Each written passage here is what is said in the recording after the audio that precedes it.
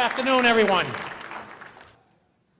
Okay, for those that don't know me, I was the last commander of Ashraf. I was the one that turned over the responsibility to the Iraqi government. And I have difficulty today thinking about what we did and how we went about it. And so from now on, my only mission in life and my only talk this afternoon is to discuss Ashraf and the residents and what we need to do as friends of Ashraf, as family members, what we need to do. I left Iraq in 2009 after spending 2 additional months to make sure that the transition went smoothly with the Iraqi army. And they were really nice to us as we trained them to take over the mission and assured us how great they were going to be. But as soon as I left, the command leadership changed, and they brought in new leaders. Today, I want to brief you on my experience working in Ashraf, the dedication and sacrifice of the people of Ashraf, and the things that they've done under terrible hardship, and all of this endures today. My heart is heavy with sadness for what has been done to these unarmed and defenseless people.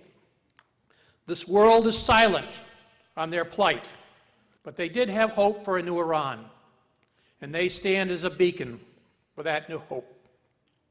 Ladies and gentlemen, these people are heroes who have never faltered in their responsibility and duty. Never.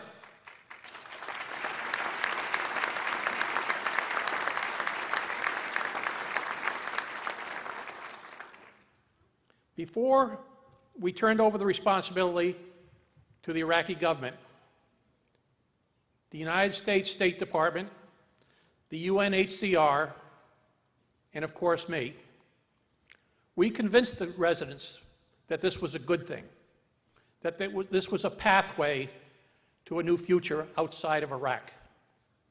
And we really believed that all the commitments that we were given would happen, and they would get the same level of protection. And I stayed in Ashraf for 2 months to make sure that the transition went well. And in the first 2 months, I saw nothing. But shortly after I left, within a couple of months, the killing started. Maliki's government came in and started killing people with rockets. And then they attacked the camp in a vicious way with their police and army. People were shot, run over by trucks, and beaten with clubs. Has anybody seen those videos? Because if you don't have them, I have them. I saw the people that I work with on a daily basis being assaulted by the Iraqi government that gave me those assurances those people would be protected. Those attacks have continued to this day. Last September was the biggest massacre of them all, when agents of Iran in Iraq launched an early morning assault on Camp Ashraf, where they systematically went through the camp and executed unarmed residents, killing over 52 of them. Those that did not die outright were shot point blank in the head to finish them off. What kind of human beings can do that to a wounded person in a medical facility? The dead from that attack were recently buried in mass graves, and no autopsies were done, no UN representatives were present. I have to believe that we can do something, and maybe the lawsuit is going to be helping us. But ladies and gentlemen, I need you. I need to enlist you in my army.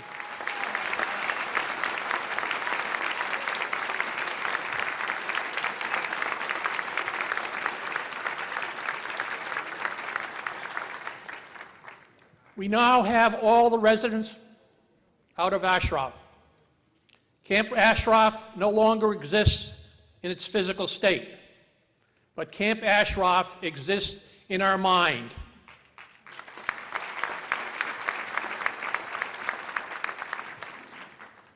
It is the image that cannot be erased. It is the people who have stood their life protecting and setting a beacon of freedom. I always considered myself an honorable soldier who did his duty in good faith. Ladies and gentlemen, I don't know how I can live my life until this situation is cleared up and my honor is restored to myself.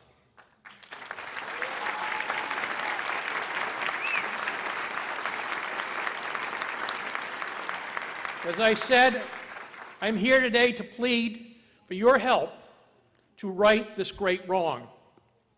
I know the Iranian government spreads information that these people are hypocrites, but I do not believe for 1 minute that any of those people in Ashraf are hypocrites.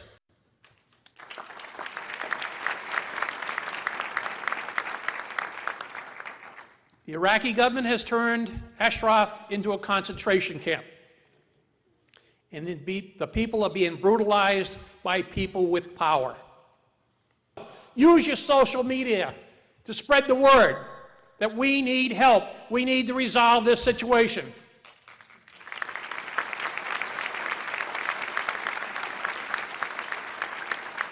Don't wait for the humanitarian groups that call themselves humanitarians to come to the rescue. They are not the people on white horses. They are the enemy because they stand by and let these things happen. That's right.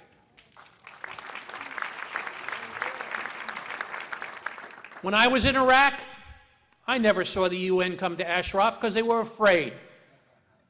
I never saw the Red Cross come until we absolutely had the absolute protection for them.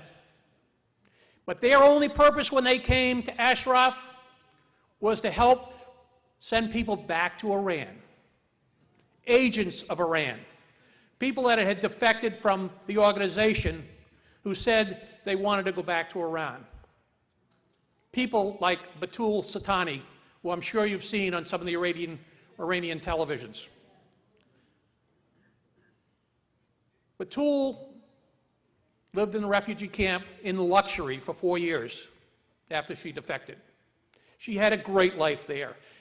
Her tent had a fireplace. She had a kitchen. She had all of the luxuries that very few members of the other organization had. And she was in power.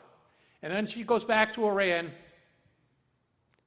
Within a month, she's back in Iraq with an Iranian passport, saying her husband's being held hostage by the Mech. I can tell you that was a lie because I've talked to her husband many times, as I've talked to the residents and the families that used to risk their life to come to Ashraf to give me their story. They told me about the cranes and the hangings. They told me and showed me pictures of the stoning of women. These people risked their life to give me that story. And I can tell you that they are the heroes also, that they gave their time and effort to help the people of Ashraf. They were very proud of their family members who were standing on the border with Iran, sending the signal that Iran, you cannot do this to your people. We are here. No human rights group is currently in Liberty, and the blue helmets should be there. Before the world will step up, the United States has to step up. We gave them protected person status.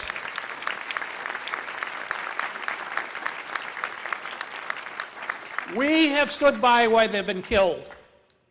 We cannot deny the protected person status we gave them. And if we can't resolve the problems in Iraq, we have to take them to America and give them refugee status.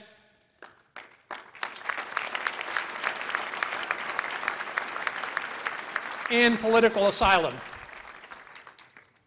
This is our job, every one of us here, not just me, not just the politicians and the other speakers. It's all of us here have to work on this to get this solved. By the very fact that rockets continue to come in, tells me they've never established a safe zone. And I've been in a lot of rocket attacks, and the only way you could stop them is to set up a safe zone. And we've done that before. We should be doing it now. As I've said before, I consider myself a resident of اشرف. I consider them my friends and my family. I continue to wait for the day, as I've said many times before, where I can break bread in a safe and secure environment. Especially, I want to sit down with my farmer friend, Noura Murad, the old farmer who is probably now in his 80s and needs a rest. I also will not forget all those who died in September, including Hussein Madadi, who I know very well. Commander Zora, as I knew her, Deputy Secretary General of the MEC, and Giddy, her deputy. I sat and I really had a lot of respect for them. We now need to have respect enough to do something and get this situation cleared up. I thank you all for your attention today in coming here, and I thank my friends next to me for their devotion to this cause. It's a cause that is well worth it. Thank you very much.